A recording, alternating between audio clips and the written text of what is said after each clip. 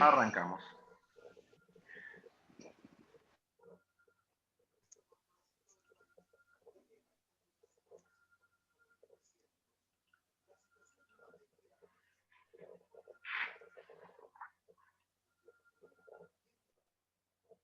Bueno, ahí se va a agrandar la pantalla. Bueno, lo que nos toca ver hoy es la unidad 3, ¿sí? Alteraciones de líquidos y electrolitos, y lo que es, dentro de la unidad 3, estado ácido-base. Pero antes de pasar al estado ácido-base, voy a decir esta palabrita porque creo que es la correcta. Vamos a hacer un repaso de lo que son los líquidos y electrolitos, porque ya lo hemos visto en otra materia.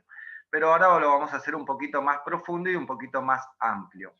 De todas formas, yo siempre insisto en que esto que hacemos a través del Zoom, a través de las clases, a través de enviarle el PowerPoint, queda muy corto si ustedes no lo acompañan con la lectura bibliográfica que ya se les fue enviada en tiempo y en forma, dado que nosotros hacemos como si fuera una charla, una clase, una exposición, pero hay que reafirmar los conocimientos y esto lo logran a través de su bibliografía, a través de diferentes métodos, resúmenes que se pueden llegar a hacer, diferentes métodos como cuadros sinópticos. Ustedes tienen que buscar el método de estudio que más prácticos les sean. Yo, por ejemplo, cuando estudio, lo más rápido que me sale a hacer y lo más para mi forma de estudiar son cuadros conceptuales, porque es la mejor manera de poder estudiar y de que se me queden o refijar los conocimientos. Bien, vamos a arrancar con la primera definición. Homeostasis. Ustedes ya han escuchado hablar de esta palabrita, ¿sí? Y yo lo hice una gráfica dentro de lo que es la homeostasis con una balanza. ¿A qué apunto con esto? Porque es un estado de equilibrio que continuamente en nuestro organismo se tiene que ir dando en la parte corporal interna para que los procesos que regulan todas las acciones y reacciones químicas de mi organismo estén compensadas. Eso significa hacer una homeostasis. Esto es como siempre trato de citar ejemplos. Si yo ahora me levanto de la silla donde estoy y me corro una vuelta a la manzana y cuando vuelvo y me siento acá, ¿sí? Vengo, ¿cómo voy a estar? Voy a estar, bueno, chicos, vamos a tratar de seguir con la clase, voy a estar agitado, ¿sí? Eso me va a indicar que yo voy a estar taquicárdico, taquipneico, ¿sí? Pero si ustedes me controlan los signos vitales, ¿sí? Seguramente voy a tener un estado de alteración. Esta alteración no es patológica, es una alteración compensatoria. Si yo hice que mis músculos se activaran y me fuera a dar una vuelta a la manzana, aumenté mi gasto cardíaco. Para esto tuve que aumentar mi ritmo respiratorio. Para esto también las reacciones químicas en mi organismo hicieron que se fusionaran, explotaran adentro y generara más calor. Y para generar más calor y mantener mi temperatura corporal, empecé a transpirar. Todo esto son mecanismos compensatorios y no patológicos. Eso es un estado de homeostasis.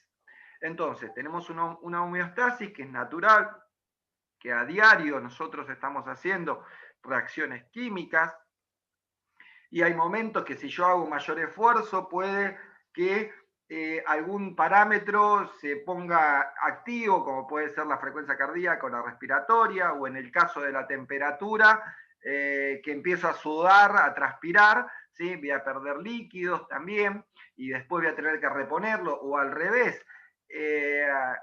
Si yo pierdo mucho líquido, lo que voy a hacer es bajar mi ritmo diurético, es decir, voy a orinar menos porque perdí líquido por la parte periférica y mi riñón, cuando vaya a orinar, no va a tener excretar suficiente líquido. Y eso no es una enfermedad, es una homeostasis compensatoria, es decir, mi cuerpo se va equilibrando para el lado que lo voy necesitando. Esto por un lado.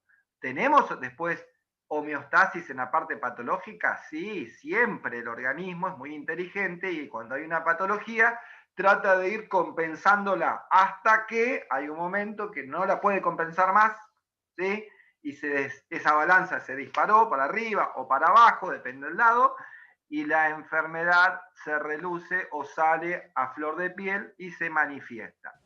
Entonces, ahí tenemos una homeostasis que debemos transformar al equilibrio nuevamente con ayuda farmacológica, terapéutica y todo lo que nos implica a nosotros como agentes sanitarios, donde debemos compensar. La homeostasis sería que, por ejemplo, la tensión arterial cuando yo corro me aumente la TA, pero cuando yo dejo de correr y haga el reposo, se va a equilibrar mi balanza. Cuando, por ejemplo, yo soy un hipertenso de base, o un hipertenso manifiesto, o un hipertenso patológicamente declarado, para que yo cumpla mi homeostasis voy a tener que tomar una pastillita. Y esa pastillita va a hacer que esta balance se compensa. Eso es una homeostasis patológica compensada. Siempre existe este equilibrio patológico que yo debo tratar de compensar. ¿Sí? Sigamos. Denme un segundito nada más.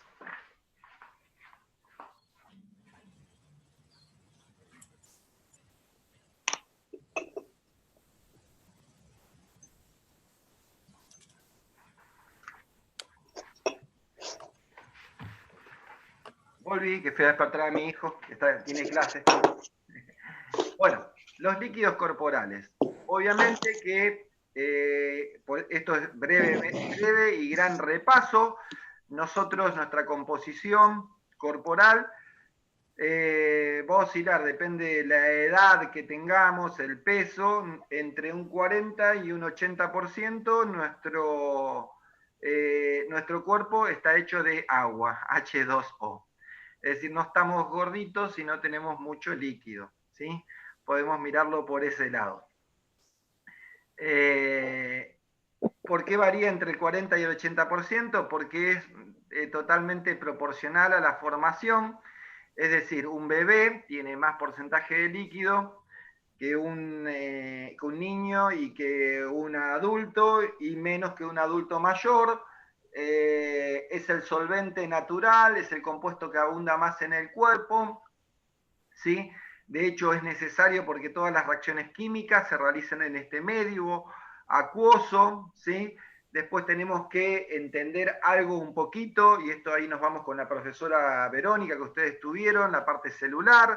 Recuerden que para no se pierda nuestro líquido y para que se contenga dentro del cuerpo y que no se me caiga el líquido, nosotros tenemos una contextura celular que es una membrana bifosfolipídica, es decir, tiene una composición que tiene dos fósforos, dos componentes de fósforos en la parte externa. El fósforo repele y grasa y repele al líquido y hace que el agua se contenga dentro del cuerpo y no es que yo me tomo un mate y el agua se me caiga por el cachete, porque si no se perdería, diferente si fuera algún tipo de otro tipo de membrana. Por eso es que hay que entender mucho que la membrana nuestra celular es bifosfolipídica, que todas las células, si bien tienen un componente base, que es el ADN, el ARN, los ribosomas, los citoplasmas, el medio acuoso, el núcleo, el nucleolo. Fíjense cómo hace mucho no doy, pero todo me acuerdo de lo que es célula.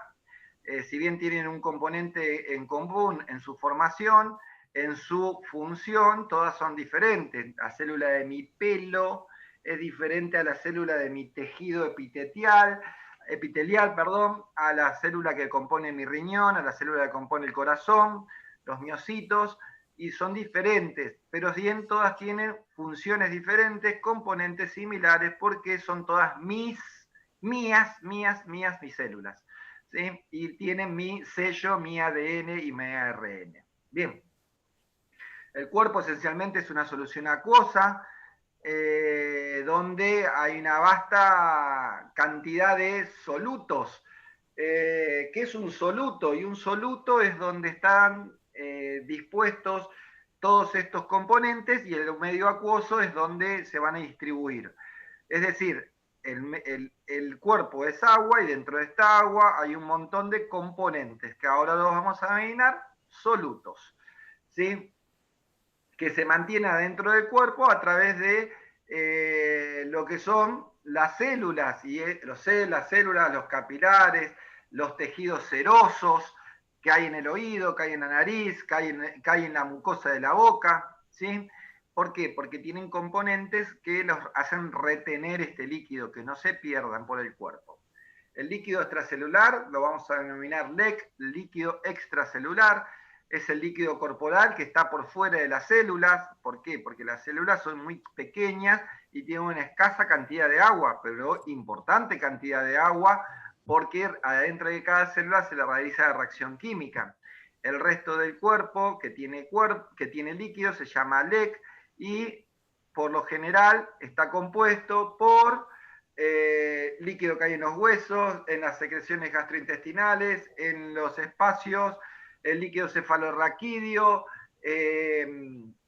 intestinos, todo lo que ustedes quieran imaginarse, en los ojos, lengua, boca, en todos nuestros lugares tenemos cierto porcentaje de humedad, es decir, el manifiesto de agua. El agua es un componente muy, muy noble. ¿Por qué? Porque primero y principal tiende a mantenerse en un mismo estado entre los 0 grados y los 100 grados. Menor de 0 grados centígrados se solidifica transformándose en hielo, mayor a 100 grados centígrados se vaporiza transformándose en vapor. Nosotros no nos manejamos temperaturas ni de 0 ni de 100, por eso es que es bastante estable adentro de nuestro organismo el componente acuoso. ¿Por qué digo estable? Porque por lo general, si bien existe un gran porcentaje de evaporación, dado que nuestros umbrales de temperaturas oscilan entre los 36 y 37 grados centígrados, estado donde ya se empieza a evaporar el agua, las pérdidas sensibles a la evaporación son bastante tolerables siempre y cuando se repongan. Es decir, yo voy a evaporar todos los días agua, sea invierno o verano, va a depender de muchas condiciones, si más me abrigo, si hago actividad física, la edad, si estoy expuesto a altas temperaturas, pero relativamente son, podríamos decir, que se pueden compensar estas pérdidas por evaporación del agua porque es un componente bastante estable. Bien, dentro del cuerpo el agua se va a distribuir en tres grandes, podríamos decir, espacios. El primer espacio es la distribución intracelular normal y extracelular de los líquidos, es decir, nosotros por nuestro cuerpo, a través de las diferentes venas y arterias, circula sangre, esta sangre tiene un componente importante de líquido acuoso, es en nuestro torrente sanguíneo. Si bien si hablo de porcentaje, yo les dije que el porcentaje vamos a estandarizar entre el 80, dijimos entre el 40 y el 80%, vamos a promediar, un 60% es agua, ¿sí? Es decir, un 7% a 8% es lo que corre por nuestras venas y arterias, por nuestro sistema circulatorio, y todavía estamos con un porcentaje muy alto de líquidos que no están dentro de lo que es el sistema LEC o LIC, líquido extracelular o líquido intracelular. Por eso es que tenemos que hablar de dónde está el agua en nuestro cuerpo. Tenemos el primer espacio normal, que es la circulación sanguínea, tanto en la parte arteriosa como en la parte venosa. Y tenemos un segundo espacio, ¿sí? anormal de líquido, ¿sí? Que está en la parte intersticial. ¿Qué significa la parte intersticial? Que no está ni dentro del torrente sanguíneo, ¿sí? Ni dentro de la célula, ¿sí? A lo que vamos a denominar edema, ¿sí? ¿Dónde está ese líquido? Bueno, muchas veces está en la parte, ¿sí? abdominal, ¿sí? En la parte abdominal, en la parte de la celulitis, en las partes grasas, se nos transforman, se nos mezclan, se nos meten líquidos ahí, ¿sí? O líquidos atrapados dentro de bolsas de grasa. Nuestro cuerpo también tiene un gran componente graso, ¿sí? Y como no pueden estar en contacto como no pueden estar en contacto con el torrente sanguíneo para circularlo o evaporizarlo, ¿sí? Se quedan atrapadas ahí. De hecho, cuando el agua se encuentra atrapado entre grasos, es muy difícil lograr que se evapore. Este es el tercer espacio, ¿sí? Que denominamos espacio intersticial y que se manifiesta a través de edemas. a través de edemas. Afecta la circulación. ¿Por qué? Porque a veces no permite ni el retorno correcto, ¿sí? Ni la distribución sanguínea arterial correcta en los diferentes espacios. Puede haber edemas que sean temporales o manifiestos, por eso es que se manifiestan los edemas por lo general en los miembros inferiores, donde por una cuestión de gravitacional, es decir, por gravedad misma, la mayor cantidad de tiempo de nosotros estamos de pie, o cuando estamos acostados mantenemos el mismo nivel y los pies no dejan de ser la excepción. Por eso es que la mayor cantidad de afección o de manifestación de edema se dan en los miembros inferiores. Otro tipo de edema puede ser el edema palpebral, el que se da en los ojos, ¿sí? Las famosas bolsas de agua, que se dan a veces por algún tipo de alergia o reacción química en nuestro organismo que trata de manifestar, ¿qué pasó? Que trata de manifestar o de expulsar algo o de manifestar una reacción en alguna normalidad de la parte corporal que vaya existiendo. El tercer espacio y último, ¿sí? Es una colección es una junta, se juntó en forma anormal de líquidos en espacios que potencialmente son anormales que haya líquido, como por ejemplo, ¿sí? La parte de los ojos, como yo les dije, edema palpebral, como por ejemplo el peritoneo cuando se junta líquido, la pleura, ¿sí? La pleura es el espacio que hay entre los pulmones, ¿sí? Y las vísceras, la parte visceral, líquido en la pleura, líquido en el pericardio, en el saco que envuelve el corazón, ¿sí? Hasta cuando hay una quemadura, que se hacen esas famosas ampollas, que yo las denomino flictemas, esas ampollas que han juntado líquido, pueden darse en cualquier parte del cuerpo, es porque el organismo trata de enviar ahí todos los nutrientes para enfriar la zona como primera instancia, como segunda instancia, reponer o reparar el tejido que se afectó, que se dañó químicamente por una reacción, ¿sí? Que provocó esta quemadura, y lo que va a hacer es tratar de juntar. De hecho, a veces cuando ustedes tuvieron un raspón, lo primero que se hace es como que se junta agüita arriba del raspón. Esto es propio del organismo que trata de compensar, de curar, mecanismo compensador. Que dije anteriormente, homeostasis. Está tratando de compensar el daño que hubo ahí y lo está tratando de hacer. Entonces hablamos, ¿cómo se distribuyen? LEC y LIC normalmente, ¿sí? Circulación que va a estar compuesta por arterias, venas y el líquido que hay dentro de las células. En el segundo espacio, los edemas, que a veces son en forma natural. En el abdomen se juntan líquidos, en las piernas, cuando llamamos, que denominamos, por ejemplo, que un paciente tiene celulitis, también se puede juntar líquido dentro de lo que son sus sistemas grasos, y al estar dentro de las grasas no permite el escape del agua, ¿sí?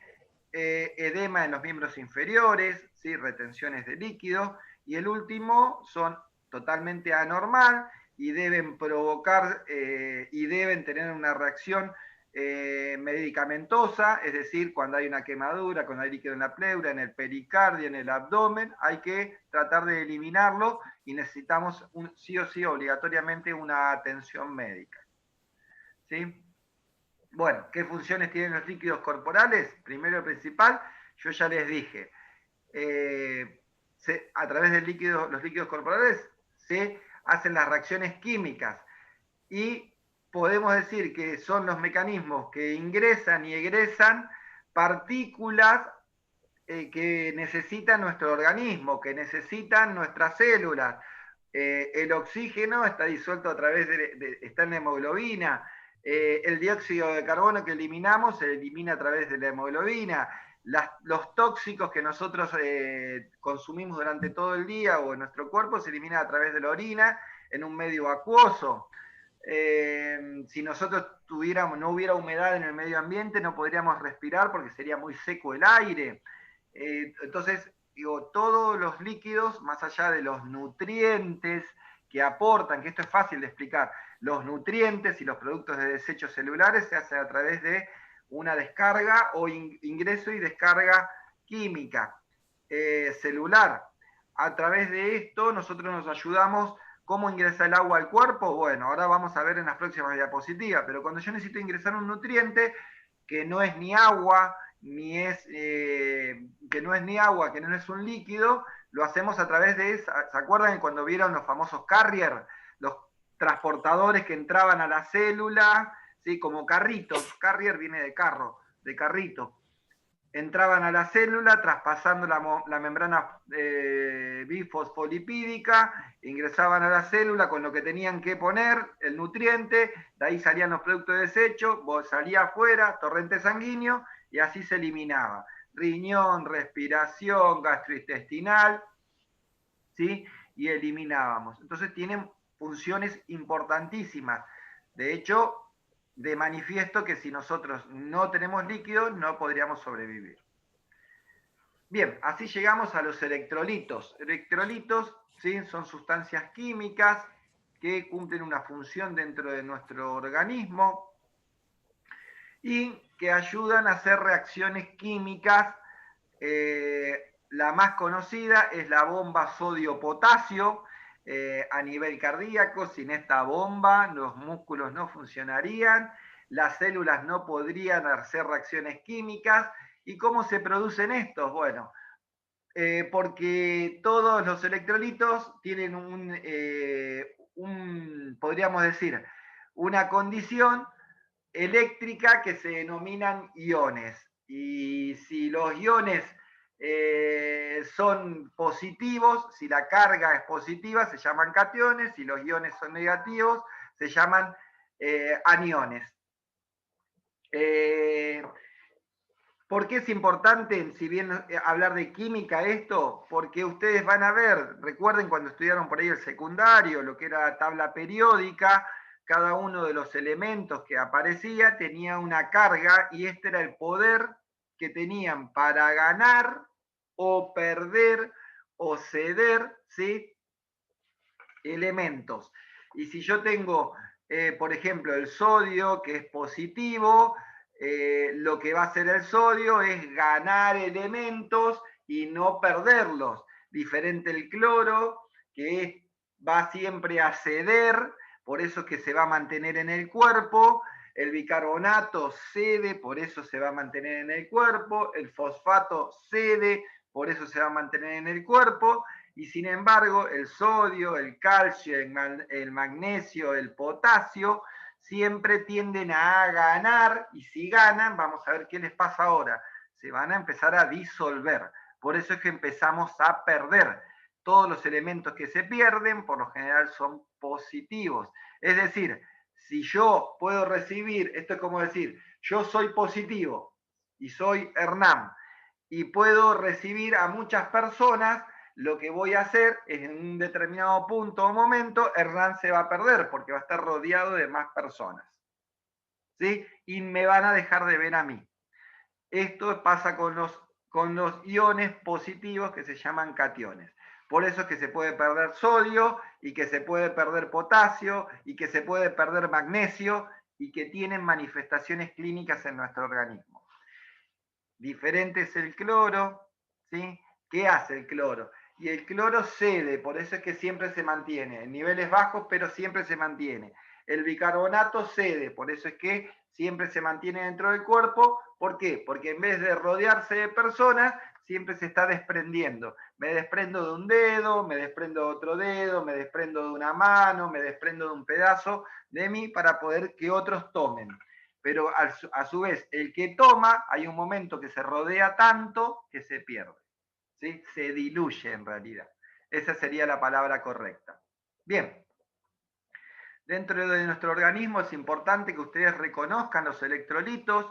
Si bien hay electrolitos que son fundamentales y a la hora de ser enfermeros ustedes van a tener que tener estos valores. De hecho, en el trabajito práctico yo les puse que grafiquen, que nombren los valores normales, ¿sí? Obviamente que cuando ustedes van a leer un laboratorio de sangre, lo que van a leer es una muestra que se tomó ¿dónde? En el LEC, en el líquido extracelular, porque fue sacado en forma endovenosa. No van a leer un valor que se sacó de una célula. porque si no estarían sacando un pedazo de piel o un pedazo de célula y estarían haciendo una biopsia. Y nosotros no hacemos o leemos resultados de biopsia, pero es importante que también sepan que se puede releer y entender un resultado de una biopsia, y cuando uno biopsia, es decir, estudia un pedazo de tejido, una célula, estos valores también deben ser considerados. Hoy por hoy nosotros manejamos esto en un medio interno, lo que se denomina un laboratorio, un medio interno. Esto es importantísimo que un enfermero lo entienda. Los fluidos o los electrolitos más importantes es el sodio, el potasio, el calcio, el magnesio, el cloro, el bicarbonato. ¿Sí? Si quieren aprenderse estos 6 elementos, les va a ser útil toda su vida. Por otro lado, ya habíamos hablado de la PO2, de la PCO2, del pH y de las proteínas. El pH nos va a quedar para el ácido base el año que viene, en la clase que viene, y ya lo vamos a ir viendo. Los valores normales de sodio son de 142, el potasio de 4, el calcio de 2,4, el magnesio de 1,2, el cloro de 103 y el bicarbonato normal es de 28 miliequivalentes, ¿sí?, por litro. Todos se leen en miliequivalentes por litro. El fosfato, por acá abajo, eso ya queda para un laboratorio más específico, pero es importante. Fíjense que esto está fuera de la célula, y si yo quiero leer dentro de la célula, en una biopsia, desciende mucho, ¿sí? Y cuando yo le decía la bomba sodio-potasio, fíjense que inversa. Afuera de la célula hay 142, adentro de la célula hay 10. Y el potasio, afuera de la célula hay 4 y adentro de la célula hay 140. ¿Saben por qué? Porque esto hace que yo me mande adentro de la célula, ¿sí? De adentro de la célula saco potasio e ingreso sodio. Y así estoy trabajando continuamente. Se tiran uno con otro. ¿Para qué? Para poder ejercer el cambio. En este cambio que yo hago de adentro hacia afuera, entran nutrientes, entra líquido, capta diferentes necesidades de electrolitos que tiene mi organismo. Meto magnesio, saco cloro y así voy trabajando continuamente. Por eso es importantísima la bomba sodio-potasio. Son los dos componentes que más varían dentro de la fuera de la célula y dentro de la célula. ¿Sí? Bien, sigamos. Bien, ¿cómo se transportan los líquidos? Bueno, a través del plasma, a través de los diferentes espacios intersticiales, a través de poder atravesar, valga la redundancia, diferentes membranas a las cuales voy a ser ayudado a través de carrier o a través de diferentes componentes como la bomba sodio-potasio. Por lo general, las membranas son permeables a ciertas sustancias e impermeables a otras. A los líquidos, a los grasos, va a depender el tipo de célula que yo esté trabajando. Dentro del sistema de transporte tengo el sistema pasivo y el sistema activo. Pasivo porque no gasta energía, activo porque necesito un gasto de energía, y si hablamos de gasto de energía, ya es un transporte más caro. Y si hablo de un transporte pasivo, es el que se da cuando yo no necesito gastar ATP, adenotrifosfato, que es la energía que produce la célula. En realidad, este transporte de líquidos se puede hacer de 3 maneras en forma pasiva. ¿Sí? Los sistemas de forma pasiva son la difusión, la filtración y la ósmosis. Bien, por este lado vamos a empezar a ver lo primero, que es la difusión. Y ustedes tienen que entender que esto de la difusión, si bien es algo que se produce dentro del cuerpo, cada uno de estos ejemplos lo pueden hacer tranquilamente en sus casas. Es un movimiento de sustancias de un área de mayor concentración a otra de menor concentración. Por eso es que yo les puse, si yo tuviera, esto fuera una taza, ¿sí?, y me hubiese hecho un té, y en el medio le hubiese puesto una barrera, ¿sí?, y le pongo 3 cucharaditas de azúcar a este lado, ¿sí?, este lado va a estar dulce, este lado va a estar sin azúcar, no dulce. Si yo levanto la barrera, lo primero que va a hacer es, de donde hay mayor cantidad de concentración de sustancia, viajar hacia el otro lado. ¿sí? Imagínense esto dentro de nuestro cuerpo, ¿sí? ¿Qué sucede, por ejemplo, cuando yo consumo sal? Volviendo al ejemplo que hoy teníamos al principio. Cuando yo consumo sal, eso es el sodio puro, estoy consumiendo sal, ¿sí? Y si mi cuerpo tiene 140 y yo metí 280 porque me comí una cucharada de sal o porque me comí un chorizo súper salado o porque me comí unas papas fritas, ¿sí? Lo primero que va a hacer cuando llega a mi cuerpo el sodio, lo que yo metí tiene mucha concentración. Mi cuerpo tiene menor concentración, va a hacer una difusión y el sodio se va a ir a mi cuerpo. El sodio se va a ir a mi cuerpo. ¿Sí? Es por eso, y muy importante, que ustedes entiendan que la difusión se da siempre dentro de nuestro organismo y por lo general con solutos, con sustancias que son bastante grandes. Es un método de transporte que va a tener que ser sustancias que sean liposolubles, es decir, que se puedan disolver en grasas, o que la grasa lo pueda diluir para poder traspasar las membranas lipídicas que tienen las células. Esto es muy importante que ustedes comprendan el método de la difusión. El método de la filtración, ¿sí? Sí, el método de la filtración. Nuestro cuerpo está continuamente filtrando, ¿sí? Hay movimientos de agua de una sustancia de un lado hacia otro, como les dije, del LEC al LIC, de los espacios que no están preparados para recibir líquido, pero que muchas veces a través de la filtración se van a ir colocando. Si yo presionara es líquido, ¿sí? Y lo hiciera a través, si yo me pusiera agua a presión acá en la mano, ¿sí? El agua a presión, ¿sí? Seguramente, ¿sí? No va a hacerme nada. Pero ¿qué pasa? Ustedes se pusieran a pensar cuando están mucho tiempo en la pileta o en la ducha, cómo se le arrugan los dedos, ¿sí? Bueno, esto es filtración. ¿Por qué se arrugaron los dedos? Porque agua salió de su cuerpo y se fue para afuera, aunque ustedes no lo pudieron ver, se filtró, salió líquido. ¿Por qué? Porque va de un lugar de mayor presión, que es mi cuerpo adentro tiene una presión, ¿sí? Oncótica, osmótica, ahora vamos a ver.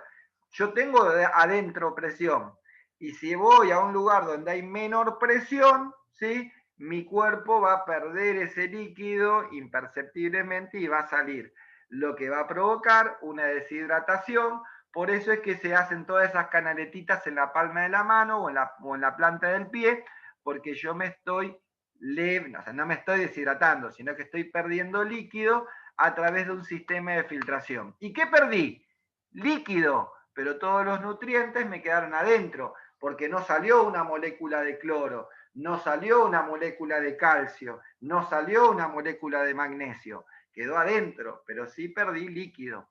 Es decir, ejerce presión, se filtra. A su vez, ¿dónde se produce la mayor filtración? En el sistema cardíaco, circulatorio, respiratorio. Por eso es que les puse el grafiquito acá. Se filtra, ¿sí? Se filtra. Por eso es que mi pulmón repele, saca el dióxido de carbono, ingresa el oxígeno, vuelve a hacer este circuito y vuelve a meter. A través de los alveolos se filtra. A través del sistema circulatorio de la alta presión y baja presión, del corazón izquierdo al corazón derecho, se filtra. Y estos son movimientos corporales de líquido. La presión hidrostática generada por el mecanismo de bombeo del corazón es un ejemplo de cómo el agua y los electrolitos son transportados en los diferentes partes del cuerpo, como pueden ser líquido, en los capilares o en los intersticios. ¿Cómo llega la sangre al codo mío?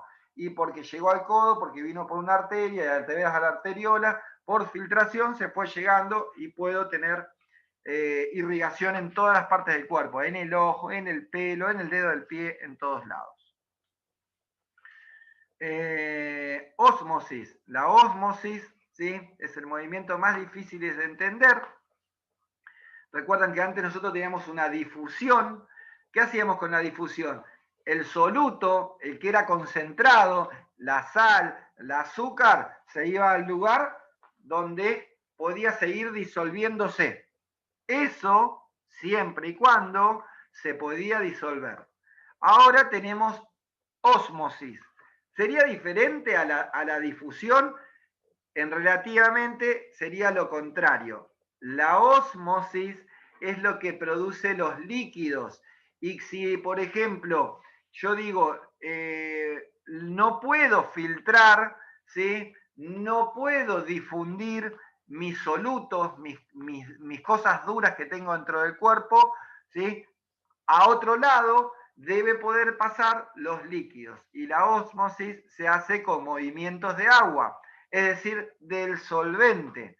Y a su vez puede haber ósmosis, ¿sí? Y puede haber difusión en conjunto. Pero a veces hay difusión, por lo general cuando yo como, hay difusión, porque todo lo que yo como en algún momento se tiene que ir en mi intestino y pasar esa molécula que yo comí, que es buena, que mi cuerpo necesita pasar adentro. Pero ahora también tengo la ósmosis y es con movimientos de agua. Necesito también que el líquido pase de un lugar seco a un lugar húmedo. ¿Entienden? Yo debo pasar. ¿Qué pasa con cuando riego la tierra, que está muy seca? ¿Se hace charco? No. La tierra lo absorbe porque pasa de un lugar seco a un lugar húmedo. Este movimiento de agua es importante. ¿Por qué? Porque primero y principal me mantiene hidratado, hace que mis células contengan líquido y solamente se va a dar en lugares que pueden recibir y pueden tener la permeabilidad de pasar agua, agua, H2O. Por eso es que son entre dos membranas que permiten el pasaje de agua y que necesitan equilibrarse. Por lo general, por eso es el ejemplo, dice solvente, soluto, y voy a girar acá porque no lo ven ustedes, ¿sí? Muchas veces este líquido, ¿sí? Va a pasar de mayor presión, ¿sí? A menor presión porque se va a filtrar, indiferentemente de los solutos. El ejemplo que yo les doy, chicos, se corta a